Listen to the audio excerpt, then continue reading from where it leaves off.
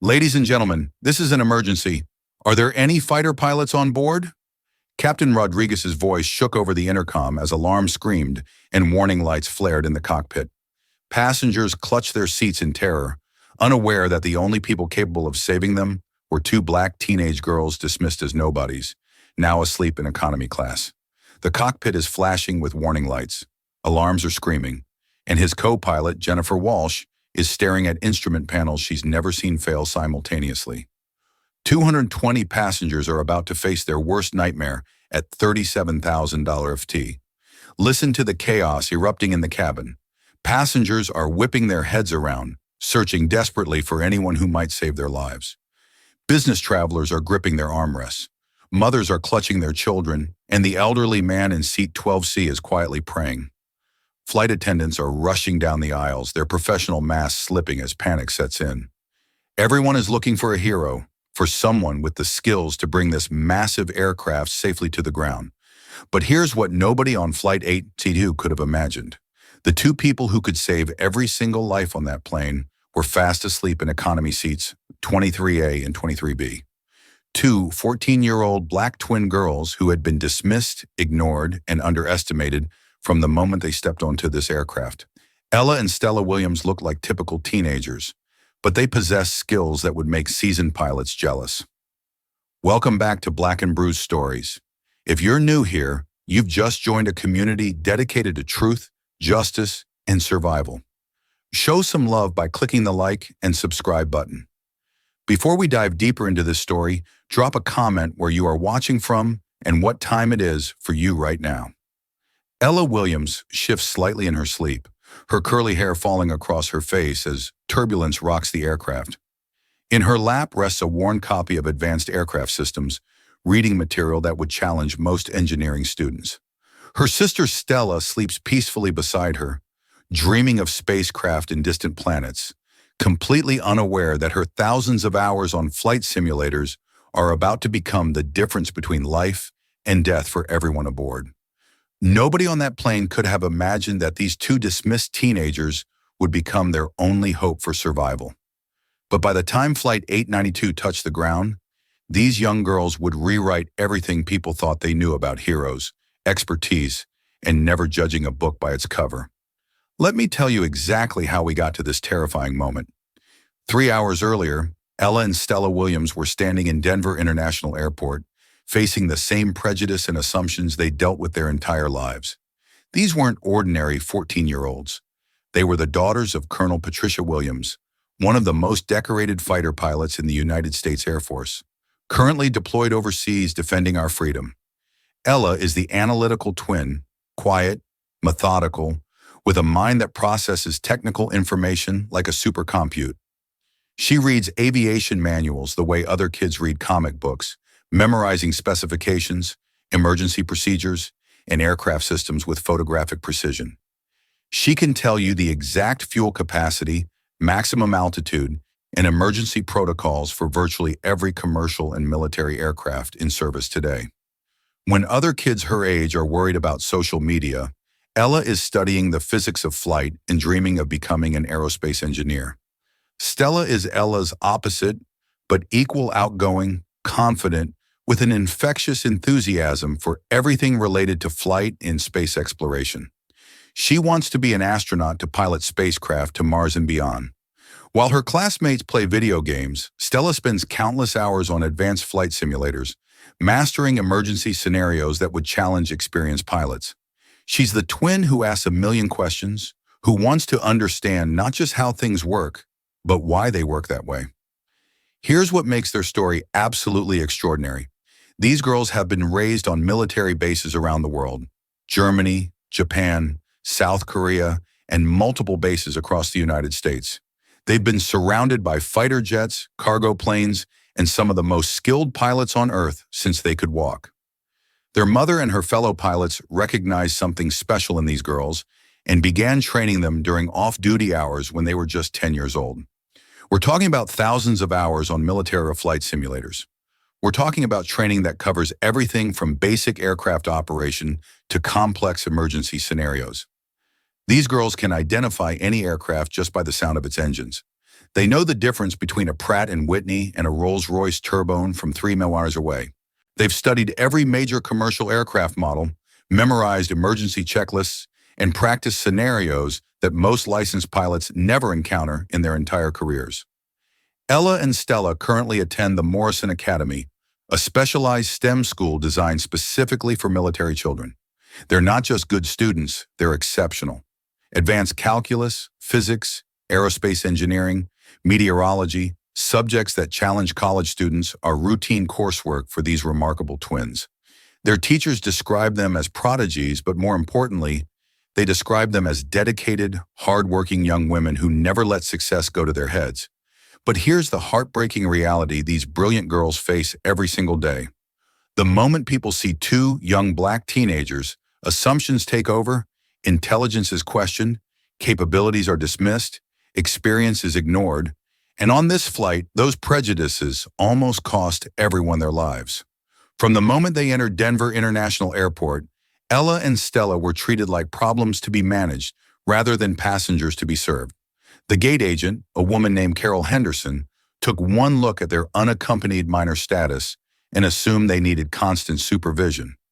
She originally tried to separate their seats, claiming it was for safety reasons and that kids traveling alone should be distributed throughout the aircraft so flight attendants could monitor them more easily. The twins had their boarding passes, their identification, and all the proper documentation. They traveled alone dozens of times, moving between their mother's duty stations and their grandmother's home. But Carol saw two black teenagers and immediately assumed incompetence. She spoke to them slowly, using simple words, asking multiple times if they understood basic instructions about finding their gate and boarding procedures.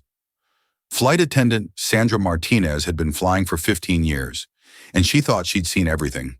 The moment Ella and Stella boarded Flight 892, Sandra categorized them in her mind, nervous first-time flyers who would need constant reassurance and hand-holding throughout the journey. Sandra prided herself on being able to read passengers, and everything about these girls screamed high maintenance to her experienced eye. Sandra immediately began her routine for anxious young flyers.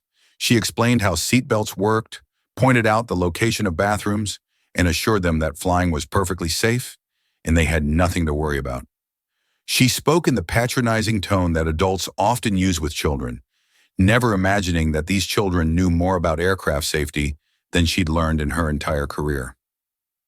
The worst treatment came from Mr. Peterson, a 52-year-old businessman who had upgraded to first class and believed that gave him the right to judge everyone in economy. The moment he saw Ella and Stella settling into their seats, he started complaining loudly to anyone who would listen. "Kids traveling alone make me nervous," he announced to his seatmate. "Airlines shouldn't allow it. They're probably going to be crying and carrying on the entire flight." Mr. Peterson actually approached Sandra during boarding and demanded that the girls be moved away from his section of the aircraft. "I paid good money for a peaceful flight," he said, gesturing dismissively toward the twins. "Those two look like trouble. Can't you put them in the back somewhere?" The irony would hit him like a freight train when those same troublesome kids would later save his life. But Ella and Stella had learned to handle this treatment with grace and dignity that would make their mother proud. Growing up in military families teaches you resilience. Moving from base to base, country to country, dealing with new schools and new communities every few years, it builds character. These girls had faced prejudice before, and they'd learned that the best response was to prove people wrong through actions, not arguments. They settled into seats 23A and 23B, quietly pulling out their carefully packed carry-on bags. Ella had brought her aviation technical manuals and a notebook filled with hand-drawn aircraft diagrams. Stella had her tablet loaded with flight simulator programs and space exploration documentaries. They were carrying something else precious too. Handmade model airplanes they'd crafted themselves, planning to show them to the woman who first inspired their love of flight. Their grandmother, Dorothy Williams, was dying. 78 years old, a veteran of the civil rights movement and a pioneer in aviation, Dorothy had been battling cancer for 3 years. 2 weeks ago, she called the girls with news that changed everything. The cancer had spread to her lungs and liver. Doctors weren't sure how much time she had left. This flight to Atlanta might be their last chance to see the woman who taught them that barriers exist to be broken, not accepted. Dorothy Williams was a mechanic for the Tuskegee Airmen during World War II. While the pilots got the glory, Dorothy kept those aircraft flying with skill, dedication, and expertise that saved countless lives. She faced discrimination that makes today's challenges seem insignificant. She was told she wasn't smart enough, wasn't strong enough, wasn't worthy enough to work on the most advanced aircraft of her time.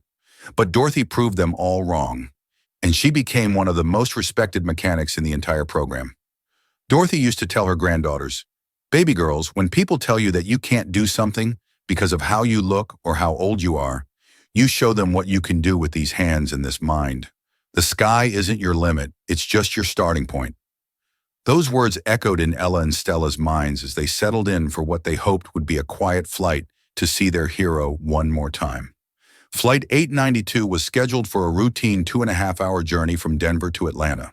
The Boeing 737-800 was a reliable workhorse, the kind of aircraft that flies thousands of safe flights every year.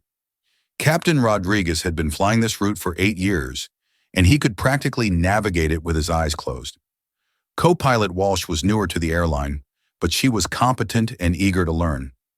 Weather reports showed clear skies with only minor turbulence expected. 220 passengers settled in for what should have been an unremarkable Tuesday afternoon flight. Business travelers opened their laptops, families distributed snacks and entertainment, and elderly passengers prepared for naps. Ella and Stella just wanted to sleep through most of the flight so they could arrive rested for what might be their final visit with their grandmother. But as Flight 882 reached its cruising altitude of 37,000 ft, Ella's trained eye caught something that made her blood run cold. Through the reflection on Sandra's tablet screen, she could see portions of the cockpit instrument panel. What she saw there were warning indicators that would terrify any experienced pilot. Hydraulic pressure readings showing concerning patterns, engine temperature fluctuations that indicated developing problems, and electrical system warnings that suggested cascading failures were beginning. Ella had studied these exact scenarios in advanced simulators. She knew that what appeared to be minor issues could rapidly escalate into catastrophic emergencies if not addressed immediately. Her thousands of hours of training kicked in, and she tried to politely alert the crew to what she was observing. "Excuse me," Ella said quietly to Sandra during a routine cabin check. "I noticed some unusual engine vibration patterns during takeoff, and I think there might be some developing issues with the hydraulic systems."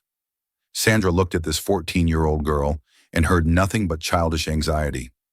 "Sweetie, that's just normal airplane sounds," she said with a patronizing smile. "Flying can seem scary when you're not used to it, but I promise you have nothing to worry about. The pilots know what they're doing. Why don't you put on your headphones and try to relax?" Ella tried once more, this time being more specific. "I've studied aircraft systems extensively, and the vibration patterns suggest possible bearing issues in the number 2 engine. The hydraulic pressure fluctuations visible on the instrument reflection indicate—" "Honey," Sandra interrupted, her voice becoming firmer, "I appreciate that you've been reading about airplanes, but leave the flying to the professionals. You're just making yourself anxious with all this technical talk. Try to get some sleep, okay?" Stella watched her sister's frustration and felt her own anger rising. They'd faced this dismissal their entire lives, but never when lives might be at stake. Still, the twins knew better than to cause a scene. They'd been raised to respect authority while standing firm in their convictions. They would wait, watch, and be ready when their expertise was finally needed. What Ella had spotted were the early warning signs of what would become a perfect storm of mechanical failures and weather emergencies. The storm system developing ahead of them was intensifying faster than meteorologists had predicted. Multiple aircraft were already reporting dangerous conditions, and air traffic control was beginning to route flights around increasingly unstable weather patterns. Inside the cockpit, Captain Rodriguez was starting to notice irregularities that concerned him. 25 years of flying experience had taught him to trust his instincts, and something felt wrong.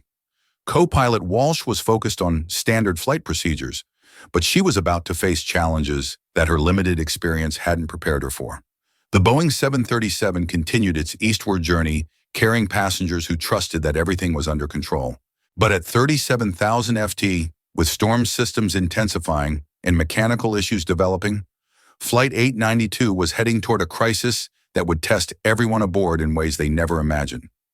Ella and Stella Williams closed their eyes and tried to rest, knowing they would need their strength for the emotional visit with their grandmother. They had no idea that in less than 2 hours, their years of training, their thousands of hours of study, and their unshakable determination would be the only thing standing between 220 innocent people and absolute disaster. If this story is already giving you chills, make sure you hit that subscribe button, because what happens next will completely blow your mind. These two incredible young women are about to prove that heroes come in all ages, all colors, and all backgrounds. And I want to know, have you ever been in a situation where someone underestimated your abilities because of your age or appearance? Drop your story in the comments below, because Ella and Stella's journey is just getting started. 30 minutes into Flight 892's journey, the atmosphere in the cabin was deceptively calm. Passengers were settling into their routines. Business travelers typing on laptops. Families sharing snacks. Elderly passengers dozing peacefully. But in the cockpit, Captain Rodriguez was beginning to notice subtle changes that made his experienced pilot instincts prickle with concern. The first sign was so minor that most pilots might have missed it entirely. A slight irregularity in the engine parameters, barely perceptible fluctuations in hydraulic pressure, and electrical readings that didn't quite match the textbook normal ranges. Rodriguez had been flying for 25 years, and he'd learned to trust those gut feelings that separated good pilots from great ones. "Jennifer, are you seeing anything unusual on the engine readings?" he asked his co-pilot, keeping his voice casual but alert. Co-pilot Walsh glanced at her instruments, scanning the displays with the methodical approach she'd been trained to use. "Everything appears within normal parameters, Captain. Maybe slightly elevated on the number 2 engine temperature, but still well within acceptable ranges." Rodriguez nodded, but something nagged at him. Weather reports were also starting to change. The storm system ahead of them was developing faster and more intensely than meteorologists had predicted. Air traffic control was beginning to issue updated routing instructions to multiple aircraft in the area. Meanwhile, in seat 23A, Ella Williams was experiencing her own growing concern. Her trained eye continued to catch glimpses of instrument reflections, and what she was seeing painted a picture that made her increasingly worried. The hydraulic pressure fluctuations she'd noticed earlier were becoming more pronounced. The electrical system warnings were multiplying, and the engine vibration patterns were developing into signatures that her simulator training told her could indicate serious mechanical issues. "Stella," Ella whispered to her sleeping sister, "I think we might have a problem." Stella opened her eyes immediately alert, despite having been in deep sleep moments before. Growing up in military families teaches you to wake up ready for anything. "What kind of problem?" Ella discreetly tilted her head toward the front of the aircraft. "Look at the reflection patterns on Sandra's tablet when she passes by. The cockpit displays are showing multiple warning indicators that suggest cascading system failures." Stella's eyes sharpened with focus. She'd spent just as many hours studying emergency scenarios as her sister, and she knew that cascading failures were among the most dangerous situations any aircraft could face. "Are you sure? Maybe it's just routine monitoring displays?" "I've memorized every normal operational display for this aircraft type," Ella replied quietly. "What I'm seeing doesn't match normal parameters. We're dealing with hydraulic issues, electrical problems, and possible engine bearing failures, all developing simultaneously." The twins exchanged a look that communicated volumes. They'd been training for emergency scenarios since they were 10 years old. They knew more about aircraft systems than most commercial pilots learned in their entire careers. But they also knew that nobody on this aircraft would take their expertise seriously until it was potentially too late. Stella made a decision. "We need to try again to alert the crew." Ella shook her head. "Sandra already dismissed everything I told her. She thinks we're just anxious kids who don't understand what we're seeing." "Then we wait and watch," Stella said firmly, "but we stay ready." 45 minutes into the flight, the situation was deteriorating faster than anyone in the cockpit realized. Captain Rodriguez was now seeing clear indications that multiple systems were experiencing stress. The storm ahead of them was being upgraded from a routine weather system to a dangerous supercell formation. Air traffic control was routing aircraft around an increasingly large area of severe turbulence and dangerous wind shears. Atlanta Center. This is United 892. Rodriguez radioed. We're seeing some unusual readings on multiple systems, requesting permission to deviate around the weather and possibly divert to an alternate airport if conditions continue to deteriorate. United 892 stand by for routing instructions. We have multiple aircraft requesting weather deviations. The storm system is intensifying beyond forecast parameters. In the cabin, passengers were beginning to notice increased turbulence. The smooth flight they'd been enjoying was becoming bumpier, and flight attendants were moving through the aisles with practiced efficiency, securing loose items and checking that seatbelts were fastened. Sandra Martinez approached rows 20 through 25 for her routine passenger check. When she reached Ella and Stella, she noticed that both girls were awake and alert, looking more focused than she'd expect from nervous teenagers. "How are you girls doing?" Sandra asked with professional courtesy. "The turbulence might get a bit stronger as we navigate around some weather, but it's nothing to worry about." Ella looked up at Sandra with serious eyes. "The turbulence isn't random," she said quietly. "The patterns suggest we're encountering wind shears consistent with severe storm cell development. Combined with the mechanical issues I mentioned earlier, this could become a very dangerous situation very quickly." Sandra's patience was wearing thin.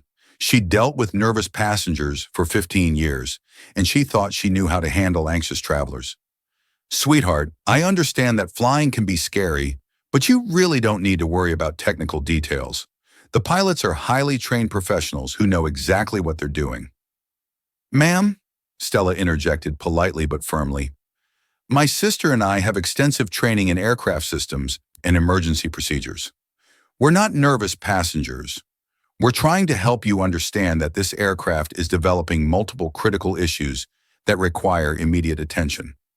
Sandra looked at these two 14-year-old girls and saw nothing but teenage dramatics.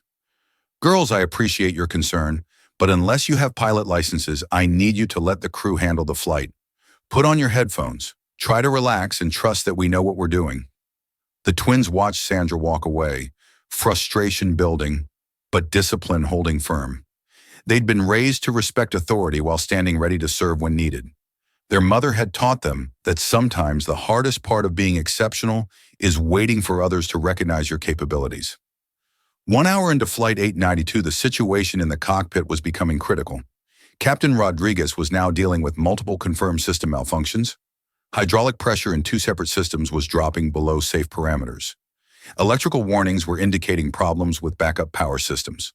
Most concerning, the number 2 engine was showing temperature and vibration readings that suggested imminent bearing failure. "Jennifer, I need you to start running emergency checklists," Rodriguez said, his voice tight with concentration.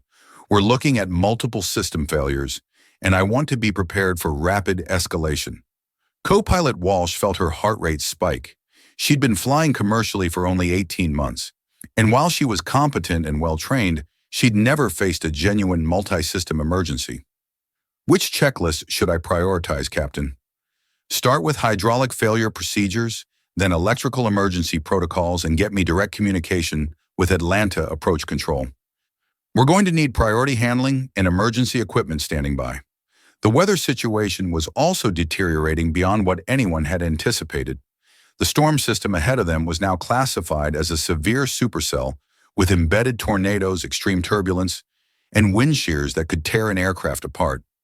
Multiple flights were being diverted to alternate airports, and air traffic control was struggling to manage the increasing number of emergency declarations in the passenger cabin.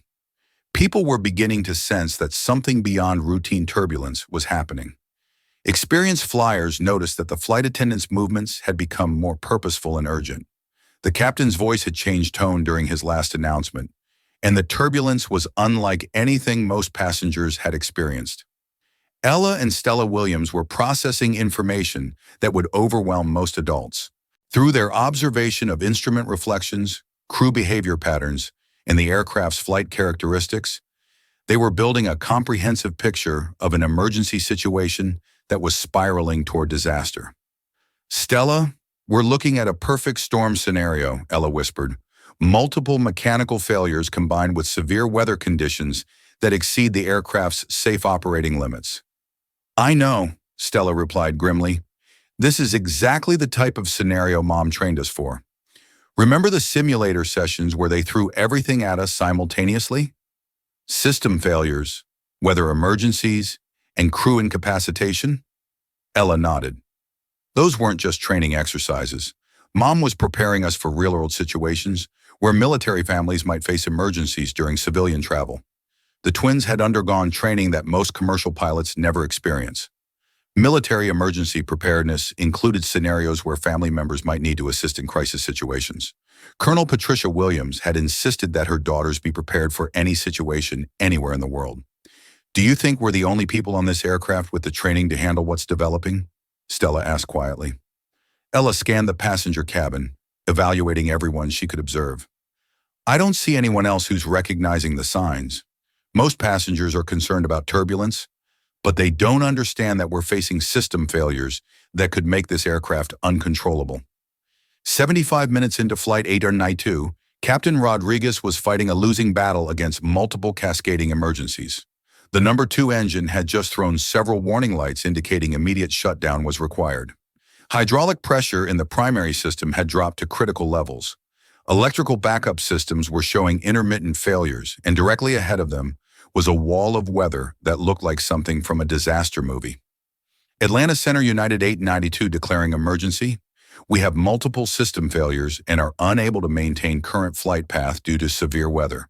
Requesting immediate vectors to nearest suitable airport and emergency equipment standing by. United 892, roger your emergency declaration. Vectors to Hartsfield, Jackson, Atlanta, runway 27 left. Emergency equipment will be standing by. Be advised, current conditions at destination include severe turbulence, wind shears, and reduced visibility. Rodriguez felt sweat beading on his forehead. In 25 years of flying, he'd never faced a situation this complex. Multiple system failures during severe weather conditions while carrying 220 passengers was every pilot's worst nightmare. Jennifer, I need you to prepare for engine shutdown procedures. On number 2, then start calculating our approach options with degraded hydraulic systems. Sea Pilot Walsh was struggling to keep up with the rapidly developing emergency. Her training had covered these scenarios individually, but never in combination with such severe weather conditions. Captain, I'm not sure I have the experience to handle this level of emergency complexity. Rodriguez understood her concern. Hell, he wasn't sure he had the experience to handle what they were facing, but they were the crew, and 220 lives depended on their ability to bring this aircraft safely to the ground. In the cabin, passengers were now clearly aware that something serious was happening. The engine shutdown procedure had created noticeable changes in sound and vibration. Flight attendants were moving through the aisles with obvious urgency, securing everything that could become dangerous during emergency procedures. Sandra Martinez was trying to maintain her professional composure, but 15 years of experience told her this was unlike any situation she'd previously faced. As she passed Ella and Stella's seats during her emergency preparation routine, she couldn't help but notice that both girls appeared remarkably calm compared to the adults around them. Are you girls okay? Sandra asked, genuinely concerned now rather than patronizing. Ella looked up with steady eyes. We understand what's happening, she said simply. Multiple system failures combined with severe weather emergency. The crew is going to need all the help they can get. Something in Ella's tone made Sandra pause. This wasn't the voice of a frightened teenager. This was the voice of someone who understood exactly what was happening and was prepared to deal with it. What do you mean help? Sandra asked. Ma'am, Stella said respectfully, my sister and I have extensive emergency training. If the situation continues to deteriorate, we might be able to assist the crew with procedures and calculations that could save lives. Sandra looked at these two young girls and for the first time really saw them not as children to be managed, but as individuals who might actually know what they were talking about. What kind of training? Military family emergency preparedness, Ella replied. Thousands of hours on advanced flight simulators, comprehensive aircraft systems knowledge, and specialized training in multi-system emergency procedures. Before Sandra could respond, the aircraft lurched violently as they encountered the edge of the storm system. Emergency lighting flickered and several overhead bins popped open despite being properly secured. This wasn't normal turbulence. This was the kind of severe weather that could tear an aircraft apart. Mr. Peterson, the businessman who had complained about the girls being on the flight, was now gripping his armrest with white knuckles and looking around desperately for reassurance that everything would be okay. The irony was completely lost on him that the two passengers he'd wanted removed from the aircraft might be the only ones capable of helping save his life. 90 minutes into Flight 892, the situation reached a critical tipping point. Captain Rodriguez was now dealing with a crisis that exceeded his worst-case scenario training. The storm system had intensified beyond all forecasts, creating conditions that made normal approach procedures impossible. The aircraft's degraded systems were making it increasingly difficult to maintain control, and his co-pilot was clearly overwhelmed by the complexity of what they were facing. Atlanta approached United 892. We're encountering severe wind shears and downdrafts. Aircraft control is becoming increasingly difficult with degraded hydraulic systems. We need guidance for emergency approach procedures under these conditions. United 892 understood. Current winds at destination are gusting to 60 knots with significant directional changes. Runway 27 left is still available, but conditions are at the absolute limits of safe operations. Rodriguez felt the weight of 220 lives pressing down on him. He was an experienced pilot, but what they were facing required skills and knowledge that went beyond standard commercial aviation training. He needed help, but where could he find a pilot with the specialized experience necessary to handle this type of emergency? That's when he made the decision that would change everything. Swallowing his pride and acknowledging that this situation was beyond what he and his co-pilot could handle alone, Captain Rodriguez reached for the intercom and spoke the words that would transform two dismissed teenagers into heroes. But before he made that announcement, Ella and Stella Williams were already preparing themselves mentally for what they knew was coming. Their years of training, their thousands of hours of study, and their unshakable determination were about to be tested in the most real-world way possible. The twins looked at each other and nodded. They were ready. This is getting absolutely incredible, and we're just getting to the most intense part. Make sure you're subscribed, because what happens next will leave you speechless. These two remarkable young women are about to face the ultimate test of everything they've learned. And I have to ask, when you were 14 years old, would you have been ready to step up and save hundreds of lives? Let me know in the comments what you think you would have done in Ella and Stella's situation. Flight 892 was now flying through conditions that would challenge even the most experienced military pilots.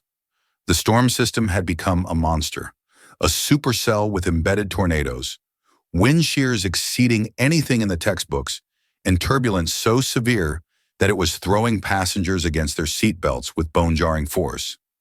Inside the cockpit, Captain Rodriguez was fighting for control of an aircraft that was becoming increasingly difficult to fly.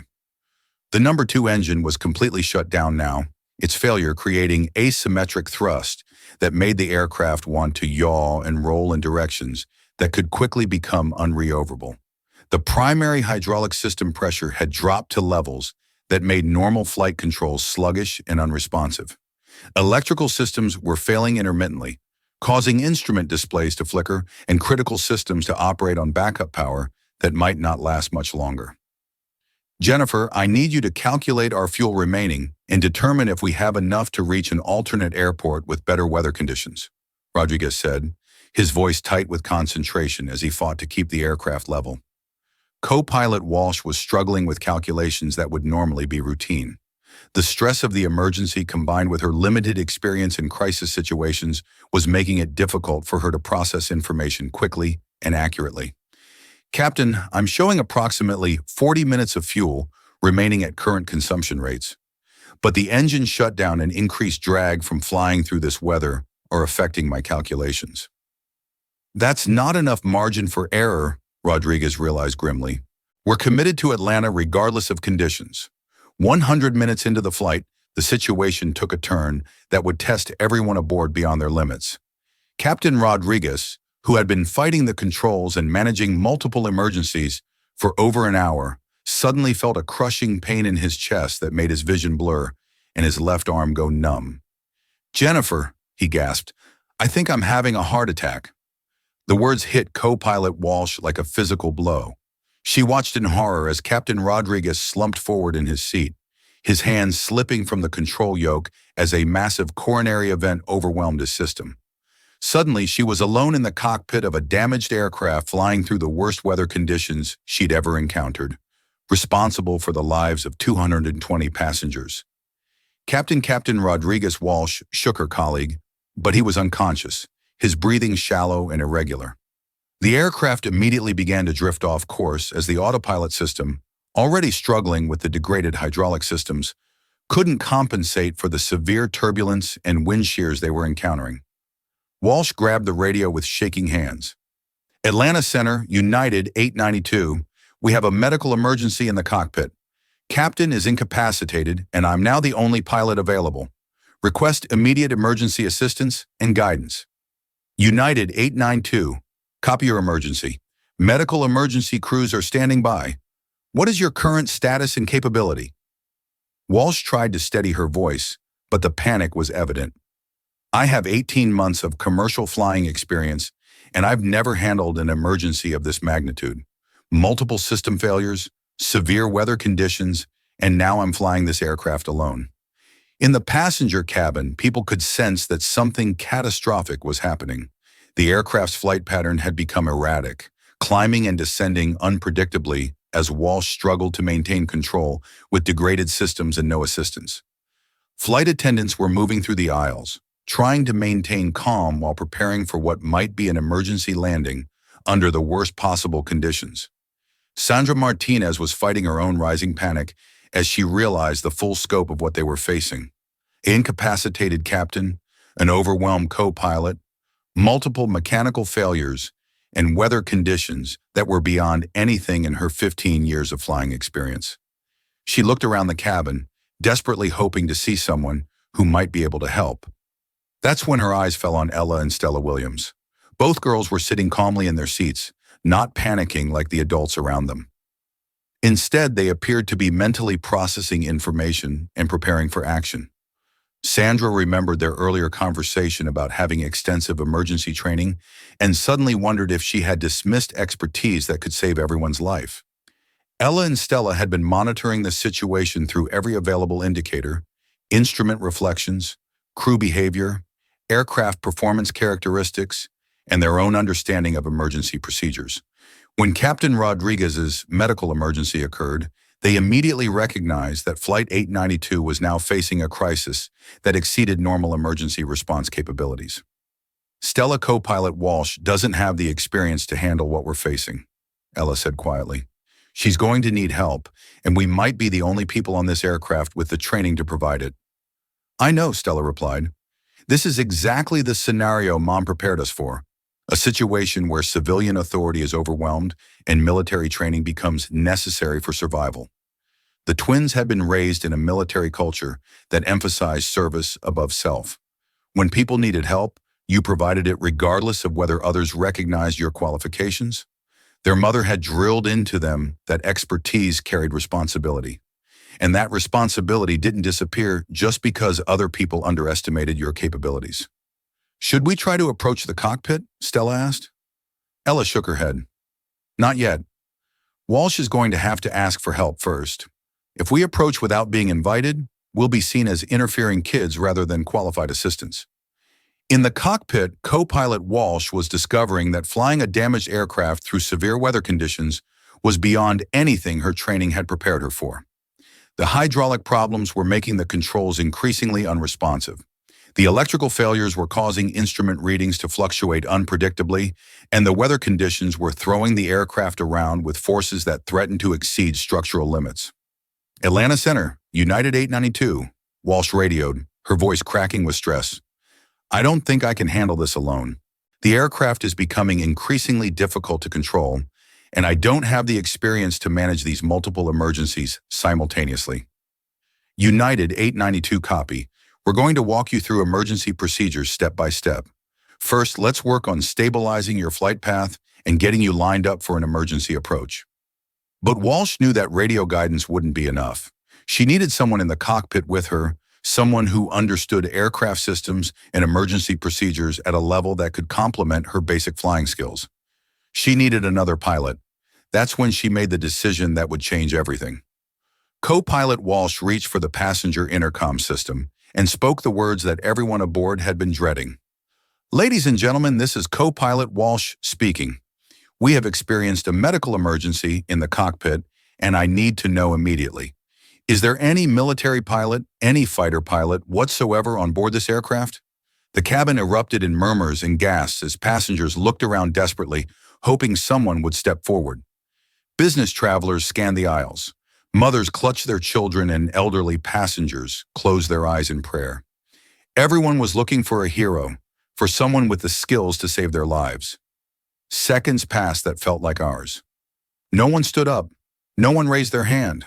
No one stepped forward to claim the expertise that could bring Flight 892 safely to the ground.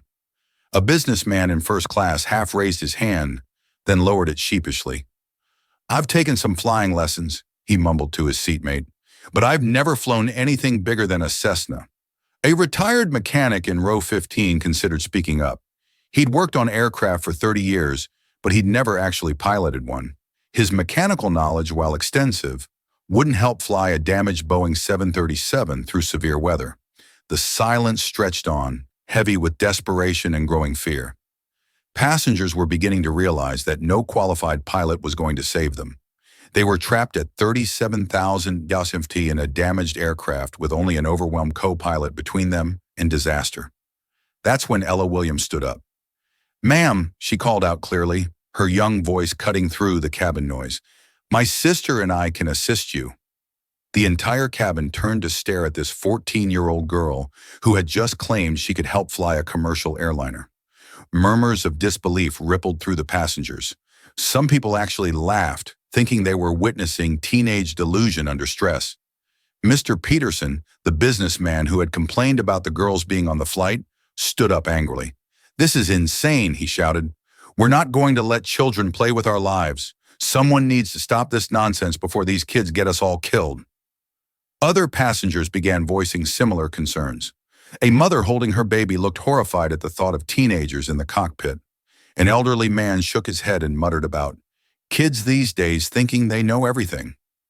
But Sandra Martinez, who had spent the entire flight observing Ella and Stella, was beginning to see something that others missed. These weren't typical teenagers claiming abilities they didn't possess. Their demeanor, their knowledge, their calm confidence under pressure. It suggested training and expertise that went far beyond their apparent age. "Girls," Sandra said, approaching their seats quickly, "are you absolutely certain you have the training to help in this situation?" Stella stood up beside her sister, and both girls looked Sandra directly in the eyes with a steadiness that was remarkable for their age.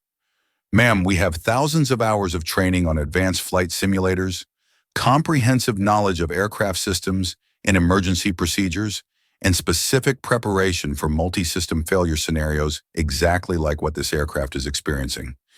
"But you're 14 years old," Sandra protested, even as she found herself believing them. "Age doesn't determine expertise," Ella replied calmly. "Training, knowledge, and experience do. And we have all three." The twins began walking toward the front of the aircraft, moving with purpose and confidence that made other passengers step aside despite their objections. As they passed each row, Ella began speaking in a clear voice that carried throughout the cabin. "My name is Ella Williams, and this is my sister, Stella. We are the daughters of Colonel Patricia Williams, United States Air Force. We have been trained since childhood on military-grade flight simulators and emergency procedures. We have more flight training experience than most commercial pilots receive in their initial certification programs." Stella continued seamlessly. "We know this aircraft type inside and out. We've studied every system, memorized every emergency procedure, and trained extensively on scenarios involving multiple failures combined with severe weather conditions. We're not children playing games. We're trained personnel responding to an emergency." Mr. Peterson tried to block their path. "I don't care what you claim," he said loudly. "I'm not letting teenagers into that cockpit to experiment with our lives." Ella looked at him with eyes that held more wisdom and determination than many adults possessed. "Sir, right now, your choice isn't between teenagers and adults helping you. Your choice is between trained personnel who can assist the co-pilot or no help at all. There is no other qualified pilot on this aircraft." "How do we know you're really trained?" demanded a passenger from the middle of the cabin. Without hesitation, Stella began reciting technical specifications that silenced the skeptics. This aircraft is a Boeing 737-800 with CFM56-7B engines. Current emergency indications suggest hydraulic system of failure, electrical system degradation affecting backup power distribution, and severe weather conditions, including wind shears exceeding 40 knots with directional changes greater than 90 degrees. Ella continued the technical assessment.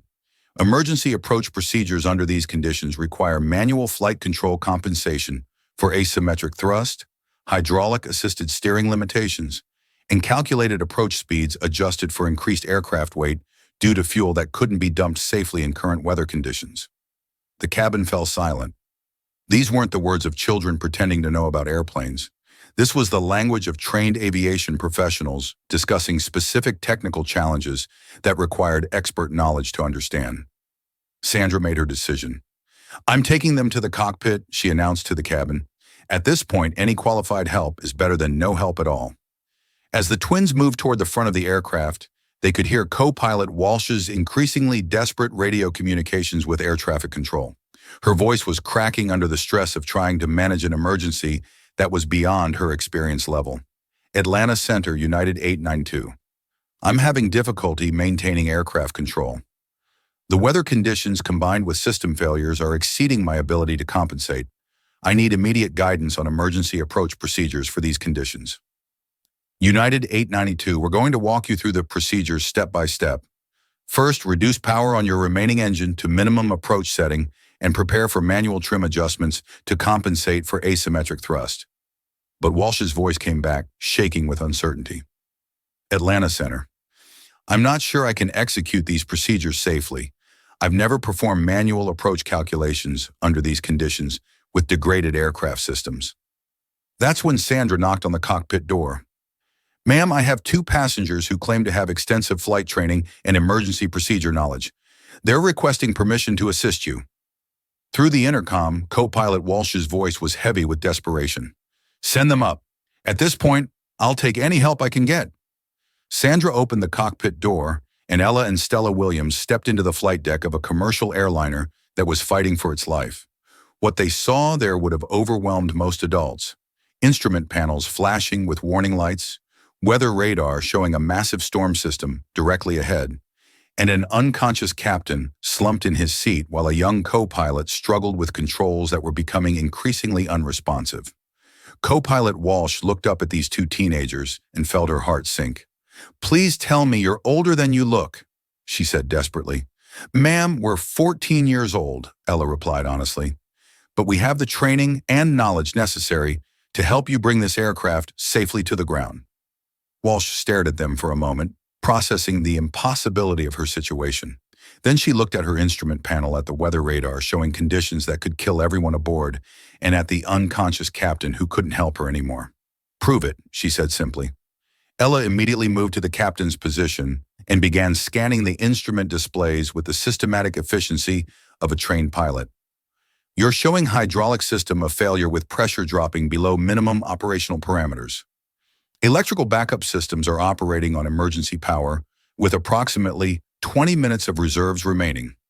Weather radar indicates severe turbulence with embedded wind shears that require specific approach vector calculations to avoid structural damage."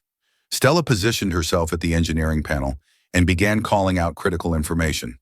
"Fuel remaining is 32 minutes at current consumption rates. Number 2, engine shutdown has created asymmetric thrust, requiring constant rudder pressure to maintain directional control. Landing gear status is uncertain due to electrical system degradation." Co-pilot Walsh felt a surge of hope for the first time since Captain Rodriguez had collapsed. These weren't children playing with airplane controls. These were trained individuals who understood exactly what they were facing and knew how to address it.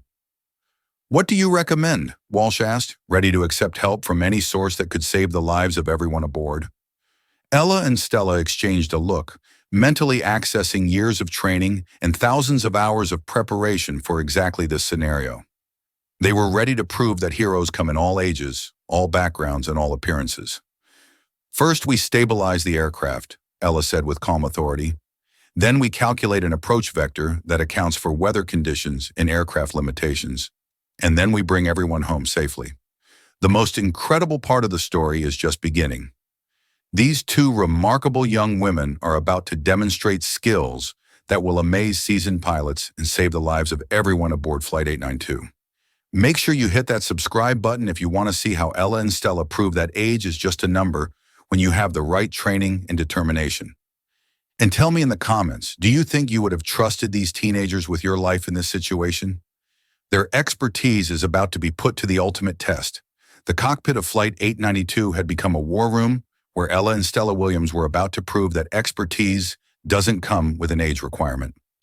Co-pilot Walsh watched in amazement as these two teenagers immediately took control of a situation that had been overwhelming her for the past 30 minutes. Ella positioned herself in the captain's seat and began the systematic diagnosis that would either save everyone aboard or confirm their worst fears. Her hands moved across the instrument panels with the confidence of someone who had studied every switch, every display, and every emergency procedure for this exact aircraft type. "Stella, I need you to confirm hydraulic system status while I assess our approach options," Ella said, her voice carrying the calm authority of someone trained for crisis management. "Hydraulic system A is completely failed," Stella reported from the engineering panel. "System B is operating at 60% capacity with intermittent pressure fluctuations. System C is functional, but showing stress indicators that suggest it could fail if we encounter severe turbulence during approach." Ella nodded, processing this information while simultaneously analyzing weather radar data that showed a nightmare scenario ahead of them. "Co-pilot Walsh, what's our current distance to Atlanta and what approach options are available?" Walsh, who had been struggling to manage multiple information streams, felt relieved to have someone else taking charge of the technical analysis. "We're 43 mi out, and the Atlanta approach is offering us runway 27 left, but current conditions include wind shears exceeding safe approach parameters." "Show me the weather data," Ella requested.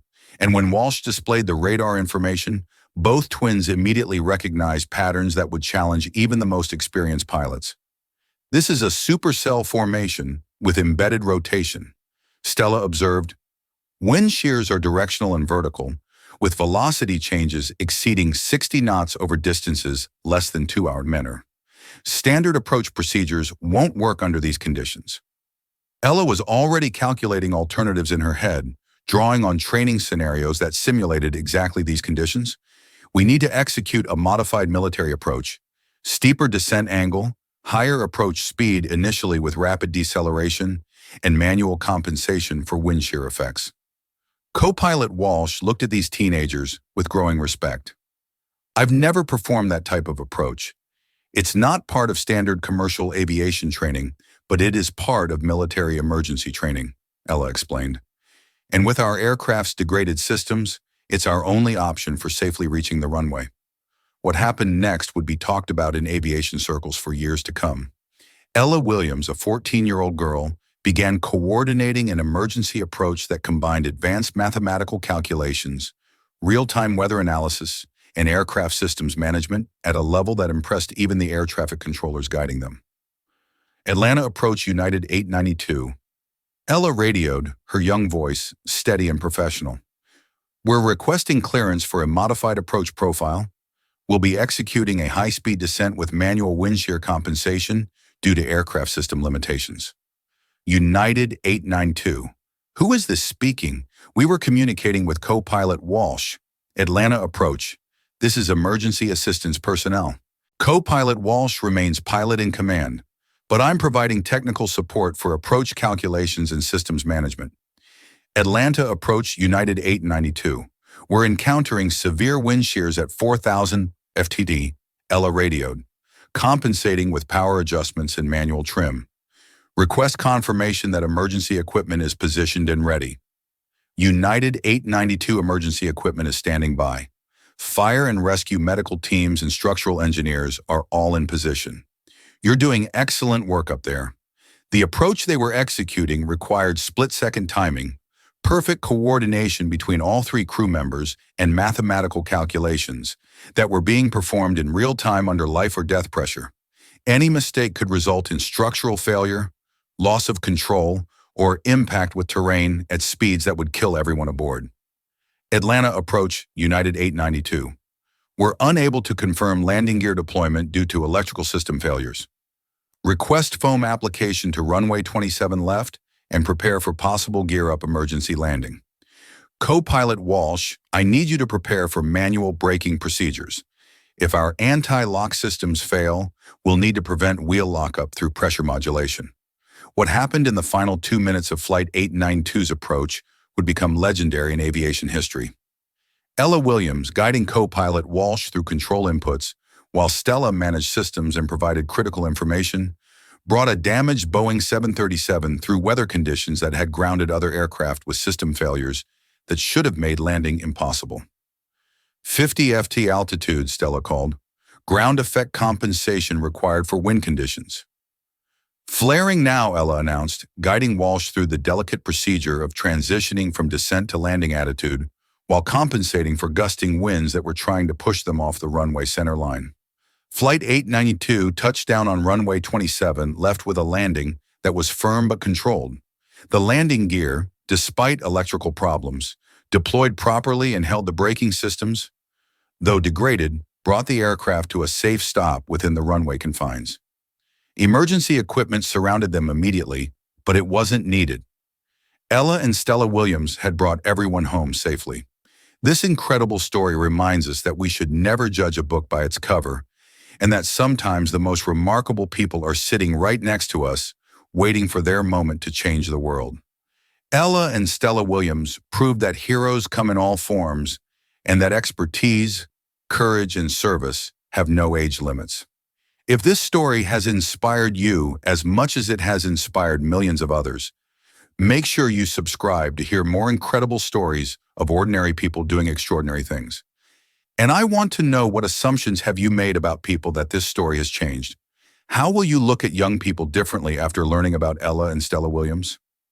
Share your thoughts in the comments below, because stories like this remind us that potential exists everywhere, and heroes are often found in the most unexpected.